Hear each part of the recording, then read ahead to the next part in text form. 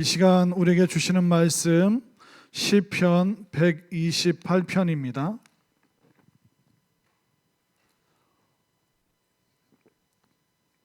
시편 128편 1절부터 6절 말씀까지 교독하겠습니다.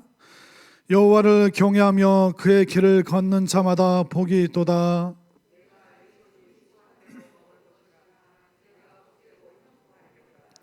내 집 안방에 있는 내 아내는 결실한 포도나무 같으며 내 식탁에 둘러앉은 자식들은 어린 감람나무 같으리로다. 여호와께서 시온에서 내게 복을 주실지어다. 너는 평생에 예루살렘의 번영을 보며 내 자식의 자식을 볼지어다. 이스라엘에게 평강이 있을지로다. 아멘. 제가 아내랑 미국에 살 때 아마 2006년 아마 11월에 있었던 사건인데, 제임스 킴 조난 사건이라는 것이 약 일주일에서 열흘 정도 매일 방송이 진행이 됐습니다. 제임스 킴이라는 한인 교포가 있었는데, 이제 미국 백인과 결혼을 해서 이제 딸 둘이 있었는데, 샌프란시스코에서 살다가 시애틀에 아내 친정 집을 가서 이제 시간들을 가족들과 시간 보내고 이제 샌프란시스코로 넘어오는데, 그 거리가 차로 하면 한 12시간 정도 이제 차를 운전해야지 아마 시애틀에서 샌프란시스코까지 도착을 합니다. 그러다 보니까 이제 중간에 이제 숙소가 있는데, 그것이 이제 오레곤주라고, 맨 위에가 워싱턴주, 오레곤주, 이제 캘리포니아주 이렇게 돼 있는데, 이 오레곤주에 로키 산맥이 있습니다. 그래서 이 산을 통과해야지 이제 캘리포니아로 오는데, 그때가 아마 11월 후반기였는데, 그 오레곤 산을, 로키 산맥을 건너는 그 동안 폭설이 갑자기 내린 거예요. 밤늦게 시애틀에서 출발해서 한 5시간 운전하고 로키 산맥을 건너다가 이제 갑자기 폭설이 내려서 원래 그 목적지로 가는 그 길을 놓치고 표지판이 눈에 쌓이고, 그때 기록을 보니까 많이 쌓인 데는 1m 80까지. 여러분들 키가 얼마예요? 그 산에 어떤 부분에는 이제 1m 80까지 눈이 쌓였으니까 표지판도 이렇게 눈이 붙어가지고 표지판도 안 보여서 이쪽으로 가야 되는데 엉뚱한 곳으로 빠져서 인가도 없는 길로 계속 산속으로 가다가, 높은 산으로 가다가 돌아가야 되는데 이제 기름이 거의 떨어진 거예요. 그래서 이제 갈 수도 없고 이제 다시 이제 큰 길로 올 수도 없는 그런 상황. 눈은 뭐 1m 넘게 눈이 내렸죠. 그러니까 일주일 동안 차 안에서 눈이 폭설이 내는데 그 차 안에서 아내랑 두 딸아이랑 이제 버틴 거예요. 근데 일주일이 되니까 이제 안에 있던 과자라든가 이제 그런 게 다 떨어지고, 그리고 이제 너무 추우면 타이어를 뜯어내가지고 바깥에서 이제 몸을 좀 녹이고 차에 들어와서 자고, 그럼 타이어 또 때워서 이제 몸 좀 녹이고 또 들어와서 자고. 그러니까 일주일을 타이어 태워서 겨우 버텼는데, 이 제임스 킴이 이제 가장으로서 안 되겠다.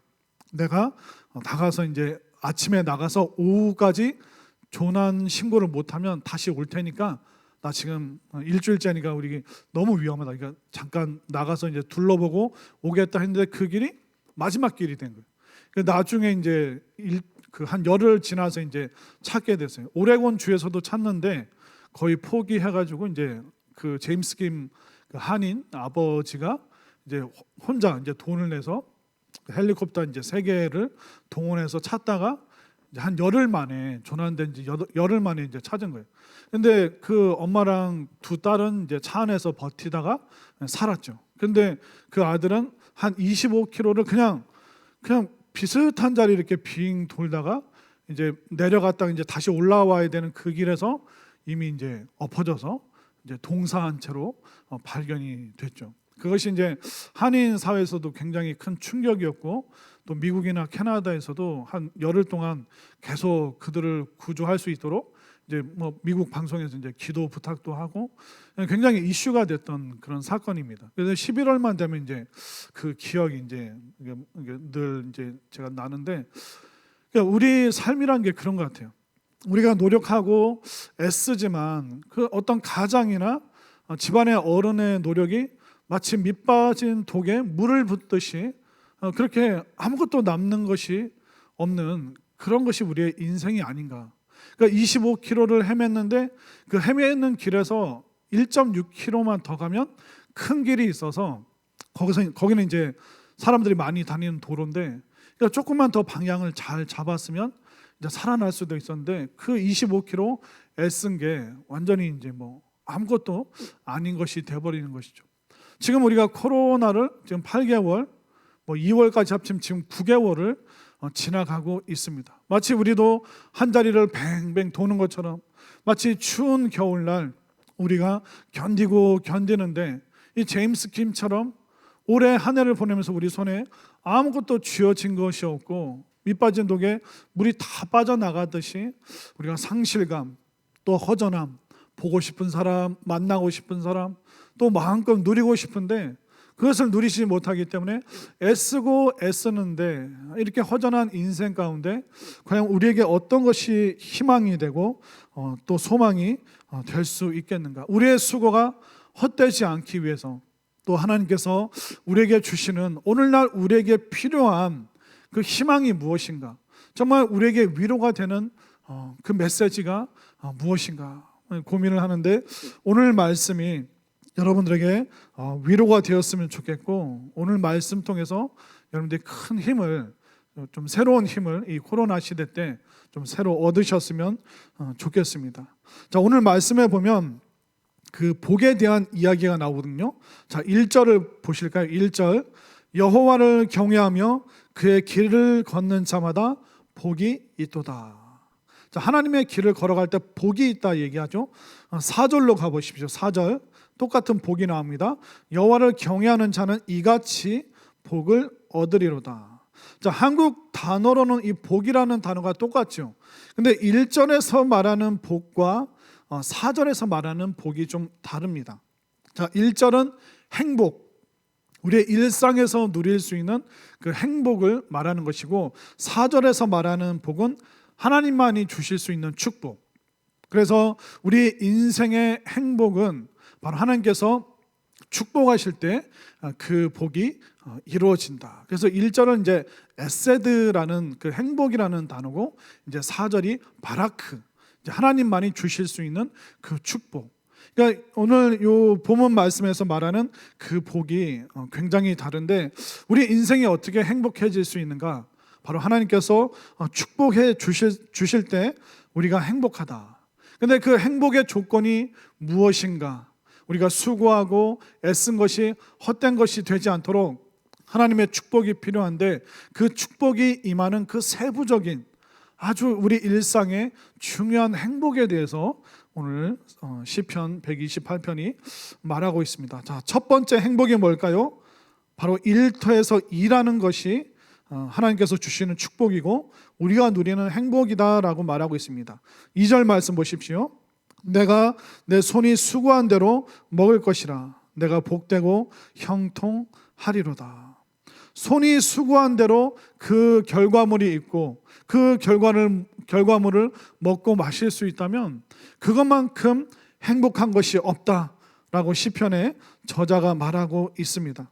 만약 제임스 킴이라는 사람이 그 25km를 그 눈밭을 걸어서 어떤 휴게소나 산장이나 큰 도로를 발견했다면 그의 손이 수고한 대로 그가 행복을 향해서 나아갈 수 있죠.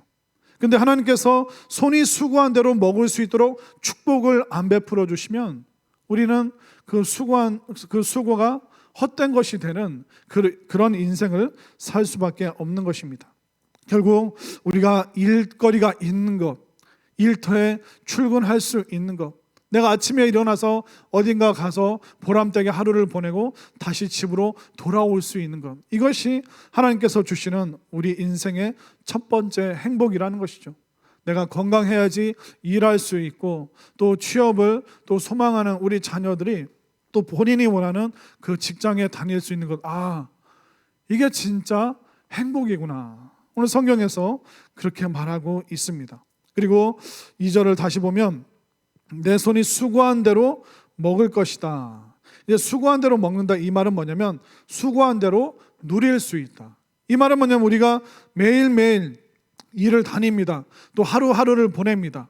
그런데 우리가 하루의 일상을 누리고 또 행복감을 느끼는 것, 이것이 바로 하나님께서 우리에게 주길 원하시는 그 축복의 결과물인 바로 일상의 행복이라는 것이죠. 지금 주님께서 우리에게 축복 베풀어 주시는데 그 일상에 있는 그 축복과 행복을 지금 못 누린다면 무슨 소용이 있겠습니까? 나중에 죽어서 천국 가니까 여기서는 힘들게 살고 버텨야 되는 거냐? 그렇게 성경이 말하지 않습니다. 하나님께서 주신 오늘 하루 수고하고 애썼다, 감사하다, 감사한 마음으로 평안히 잠들 수 있고, 그리고 오늘 하루 밥 먹으면서 정말 그 어떤 행복감을 느끼고 하나님께서 주신 이 하루하루의 행복을 누릴 수 있는 것, 그것이 바로 하나님께서 우리에게 주시는 축복이다라고 말하고 있는 것입니다. 결국 우리의 믿음이란 뭘까요? 죽어서 가는 그 천국뿐만 아니라 우리의 믿음은 현재를 즐길 수 있는 것, 현재에 대해서 행복해하고 현재를 감사하는 것, 이것이 바로 하나님의 축복의 마음이고, 또 그것을 받았다면, 깨달았다면 우리는 일상의 행복을 누릴 수 있어야 되는 것이죠. 한국 사람들은 미래를 위해서 현재 희생하는 게 너무 많습니다.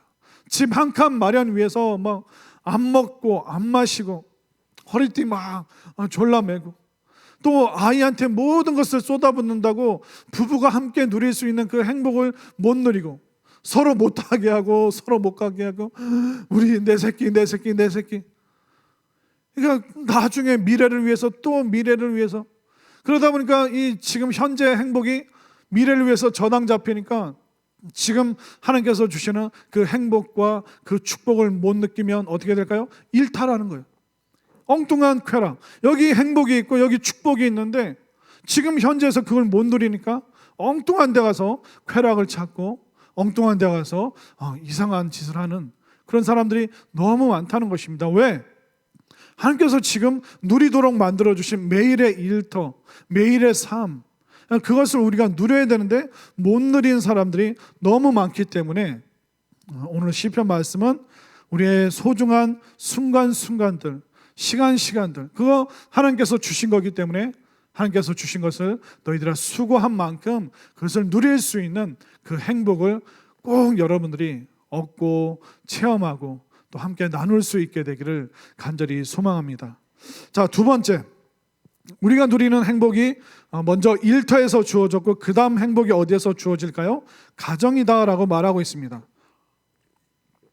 아무리 사업이 잘 되고 바깥에서 인정받아도 집안이 화목하지 못하고 행복하지 못하면 일터에서의 명예, 바깥에서의 그런 놀라운 업적들, 사실 그것이 아무 의미가 없습니다. 그 2절에서 그 일터에서의 그 행복이 온전한 행복 되기 위해서는 바로 3절 가정의 행복이 우리에게 경험되어져야 되는 것입니다. 3절 말씀 한번 다 함께 읽겠습니다. 3절 시작. 내 집 안방에 있는 내 아내는 자식들은 어린 감람나무 같으리로다. 아멘. 이 3절의 행복이 채워져야 2절의 행복을 제대로 온전히 누릴 수 있는 것입니다. 한번 상상을 해보십시오. 일터에서 수고한 가장이 이제 집에 돌아왔습니다. 그리고 이제 결실한 포도나무 같은 아내와 또 감람나무 같은 그 자녀들과 함께 식탁에 가족들이 둘러 앉아가지고 저녁을 먹으면서 서로 갈깔거리고 웃고 있는 이 모습. 여러분들 가정은 언제 이런 모습을 갖고 있었습니까? 요즘은 아침에도 밥 먹고 학교 가고 출근하는 시간이 다 달라요. 저녁에 들어오는 시간이 다 다릅니다. 엄마가 혼자 밥 먹고 남편은 외식하고 들어오고 애들은 밤늦게 엄마 아빠 자는 시간에 들어왔나 안 들어왔나도 모르고 또 그 다음날 헐레벌떡 또 아이들은 가고.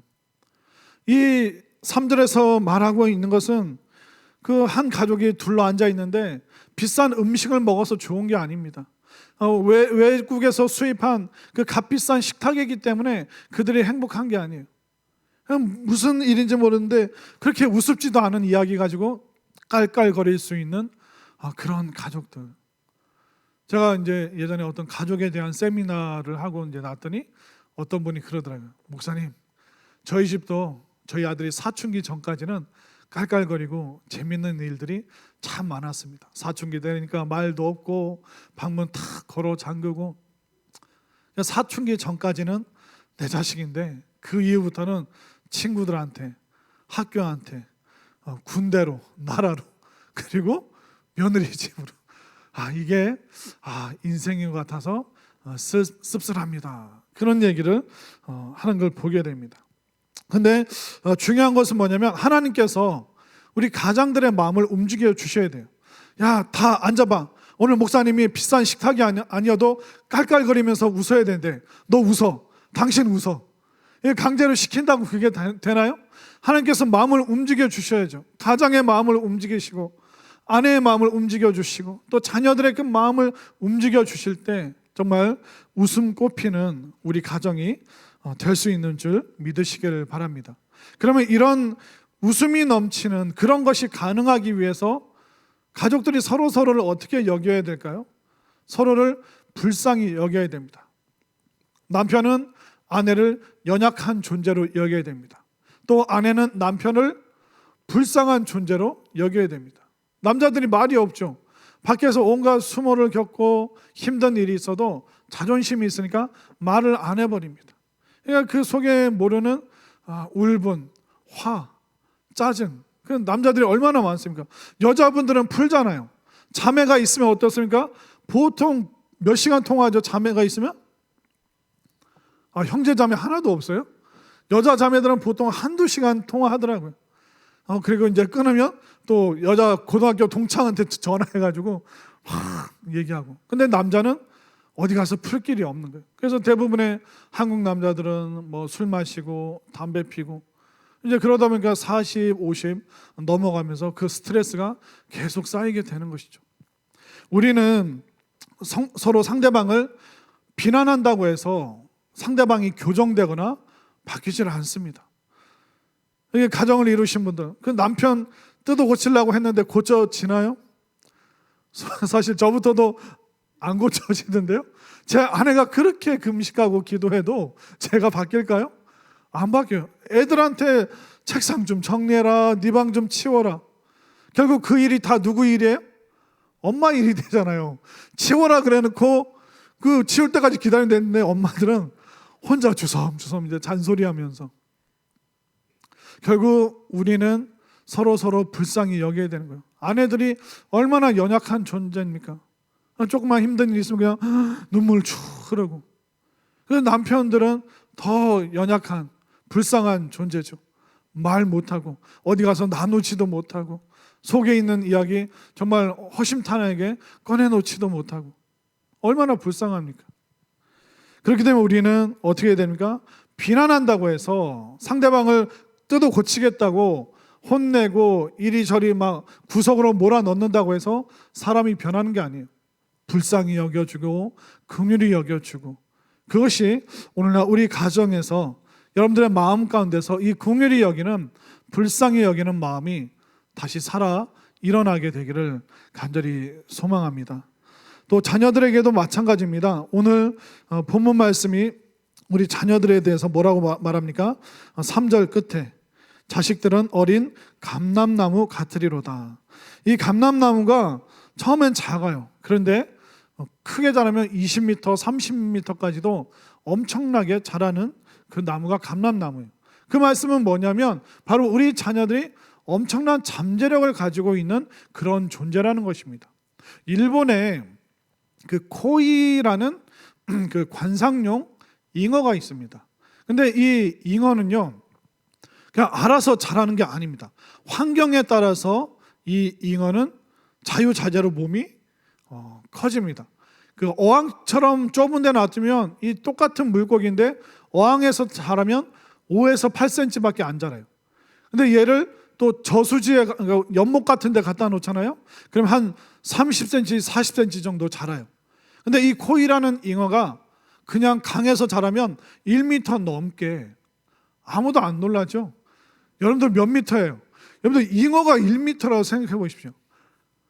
어항에서는 5cm, 8cm밖에 안 자라는데 새로운 환경, 마음껏 헤엄칠 수 있는 환경에 놔주면 이 코이가 1m 넘게 자라는 그런 물고기입니다. 우리 자녀들은 어떻습니까? 예전에는 우리 어머니들이 애들한테 뭐라고 그랬어요? 나가 놀아라. 집에 있으면 좀 엄마 갑갑하게 하지 말고 좀 나가 놀아.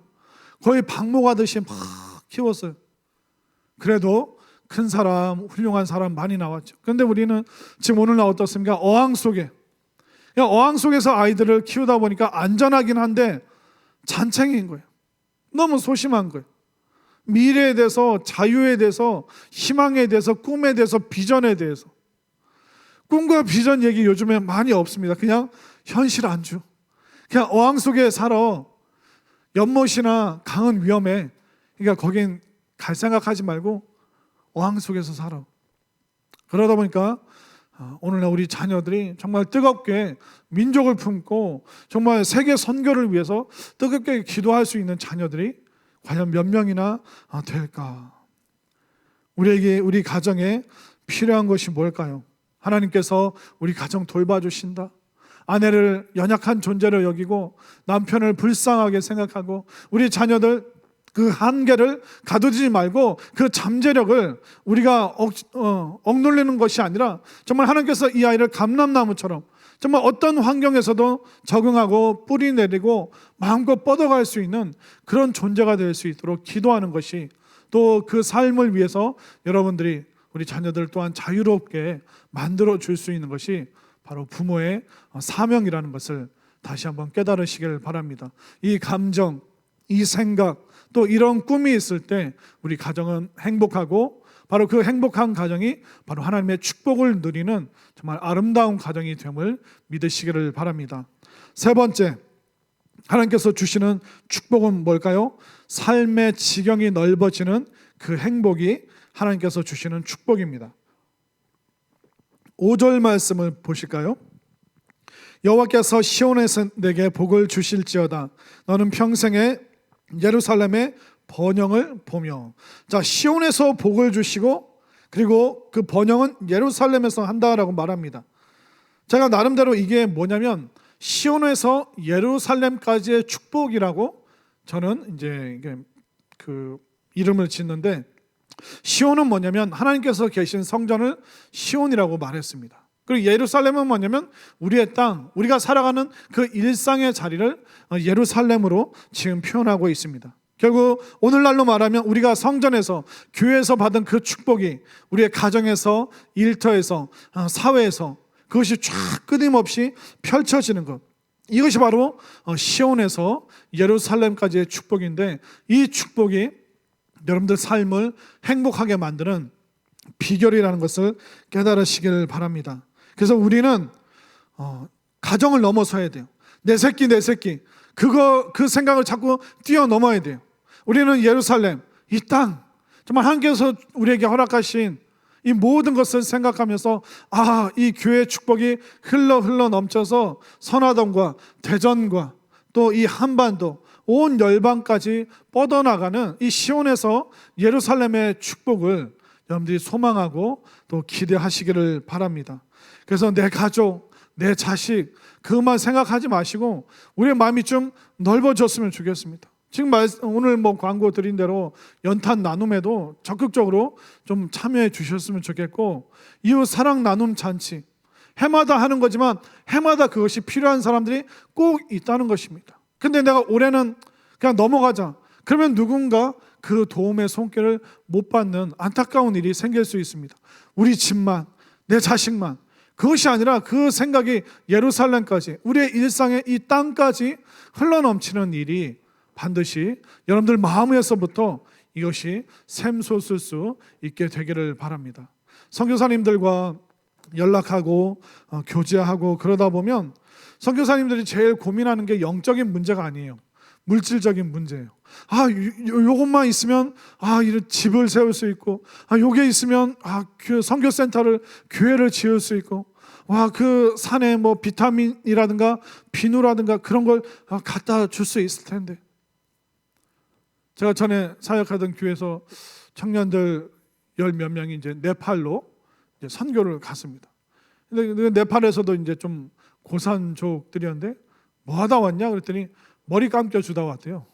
무슨 얘기냐 그랬더니 비누, 샴푸, 그런 태어나서 한 번도 본 적이 없는 그런 사람들이에요. 그러니까 이 머리카락이 비단결이 아니라 떡이라고 해야 되나요? 이게 머리가 다 엉켜 붙어가지고 그 머리를 빨래 빨듯이 뒤로 누워 이렇게 한 4번 5번 이거 빨아야지 이게 손이 빛이 통과할 만큼 그런 머릿결이 된다고 합니다. 그러니까 10년 동안 15년 동안 머리 한 번도 못 감아본 그런 애들한테 가서 막 감기는 거예요. 그래서 비누가 있고 샴푸 같은 게 생기니까 선교사님이 너무 좋아하더라고요. 이거 몇 년은 쓸 수 있겠다고. 정말 돌아가면서 쓰면 이거 몇 년 쓸 수 있는 거라고. 너무너무 감사하다고. 그런 간정을 이게 쫙 듣고 보는데 가슴이 뭉클한 거예요. 여러분들 집에 비누, 샴푸, 수건 세고 센 게 그거잖아요. 무슨 교회 뭐 축하한 거, 어디 결혼식 뭐 갔다 온 거. 여러분들 아마 집에 되게 많을걸요. 근데 그게 선교지가 가잖아요.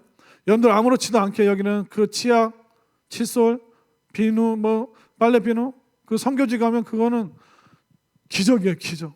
그런 일들이 지금 여전히 이 지구상에는 그런 사람들, 혜택을, 행복에 대해서 한 번도 꿈꿔보지 못한 사람들 너무 많은데, 어떻게 보면 선교사님들이 영적인 문제보다 그런 물질적인 요것만 조금만 더 채워지면 좋겠다, 그런 이제 안타까운 심정. 근데 말은 못해요. 교회에 부담을 주기 때문에. 근데 이게 교제하면서 얘기하다 보면 우리가 이 시온에서 받은 우리의 축복이 예루살렘과 온 유대와 사마리아와 땅끝까지 이 물질적인 풍요로움을 우리가 얼마든지 흘러 넘쳐 보낼 수 있는데, 우리가 너무 내 가정, 내 자식, 나 이것만 생각하다 보니까 우리의 시각이, 또 우리의 마음과 꿈과 비전이 너무나도 좁아질 때가 많다는 것이죠. 자, 그리고 마지막으로 아까 시온에서 예루살렘까지의 축복 말씀드렸죠. 그 다음에는 뭐냐면 현재에서 미래까지의 축복이 있습니다. 6절 말씀 보십시오. 내 자식의 자식을 볼지어다. 이스라엘에게 평강이 있을지로다.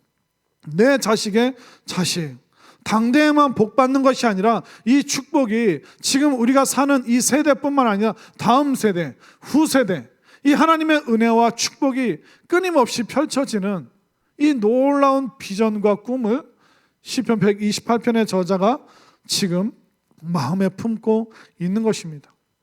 하나님의 축복을 받아서 누리는 행복, 그 행복을 나눌 수 있는 사람들이 점점점 많아지면 얼마나 좋을까요?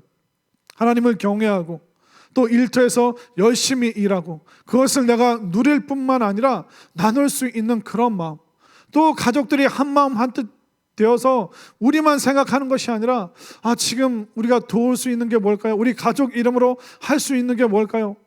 가족들이 식탁에서 둘러앉아서 그런 꿈을, 그런 비전을, 그런 선교적인 마인드를 나눌 수 있다면, 그리고 그것이 교회에서 받은 은혜가, 그 축복이 우리의 일상으로 일상을 넘어서고 그뿐만 아니라 내 자녀들, 또 그 다음 세대까지 우리가 그것을 꿈꾸고 소망하셨으면 좋겠습니다. 이것을 품고 있는 그 다음 세대가 많아지면 많아질수록 얼마나 행복한 대한민국, 또 행복한 열방이 될까요? 저는 여러분들에게 좀 제안 드리고 싶습니다. 아직 일터가 없으신 분들이 있습니까? 오늘 128편 말씀 보면서 하나님 나에게 일감을 주시고 일터를 주시고 일터에서 일할 수 있는 그 행복을 나와 내 자녀들에게, 후세대에게 하나님께서 허락하여 주옵소서. 그렇게 기도하셨으면 좋겠습니다.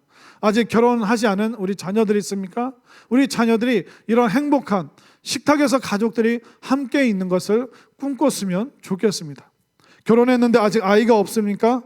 부모, 자녀가 한 식탁에 둘러앉아서 깔깔거리면서 즐겁게 웃는 모습, 그것을 여러분들이 소유할 수 있게 되셨으면 좋겠습니다. 시편 128편을 읽고 또 읽고 마음에 새기고 또 새기셔서 정말 올 한 해 이제 2달밖에 남지 않았습니다. 우리의 살아온 이 코로나의 감옥과 같은 시간이 허송세월이 아니라, 정말 밑빠진 독이 아니라, 수고했는데 헛수고가 아니라, 정말 이 말씀을 내 마음에 새기고 새길 때 이 시온의 축복이 예루살렘에서 또 우리의 자손과 후세대에게 이 축복과 이 행복이 끊임없이 흘러가는 우리 성산교회, 또 모든 믿음의 가정 가운데 이 역사가 있어지게 되기를 간절히 소망합니다. 함께 기도하겠습니다. 앞에 있는 우리 3가지 기도 제목 함께 읽겠습니다. 시작. 일터에서 수고한 대로 먹고 살아갈 수 있는 행복을 누리게 하옵소서.